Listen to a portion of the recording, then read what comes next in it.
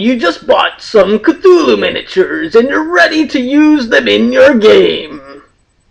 Let me show you some miniatures from my collection.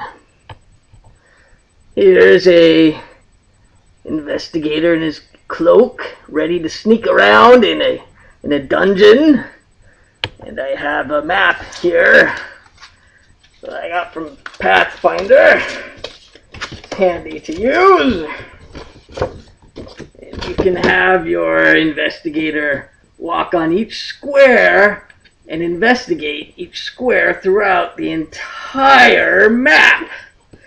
Now, there's probably only going to be one square that actually has anything, but the battle map will give you an exacting method of knowing what you discover.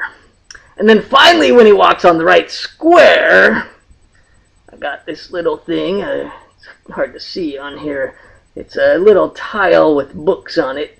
And you can move him to an adjacent square so you know that he can pick up one of the books. And then maybe he'll read one of the books and go crazy. Here's the same miniature. An investigation pose. Maybe you could have a mansion on the map and place him to an adjacent square of a door. And then you have an NPC open the door, like this millionaire opens the door, and you can have them right here, and you ask him some questions, and he says, "No, I don't want to answer these questions," and he shuts the door. And you know he can do it because the door is in front of the square that the investigator is in. Here's another investigator. And let's say he's investigating outdoors, so you get your outdoor battle map, and then you have a hillbilly that he could investigate, and say he's 5 squares away, so you know he'd have to ask questions loudly, and he'd say, "I don't want to answer questions loudly," so you move him to an adjacent square, and he can ask questions very quietly, because these are scary questions, and the hillbilly gets offended. So, you can put the hillbilly's dog on the map, and you can pull out your running version of the investigator, and you can track how long it takes for the dog to catch up to the investigator. Here's another miniature, a priest. Pretty cool. And then you have him in his investigation mode. So you can have him go to an adjacent square of a door and the door opens, but let's say this time an elder thing opens the door. So he'd have to roll sanity. And so we got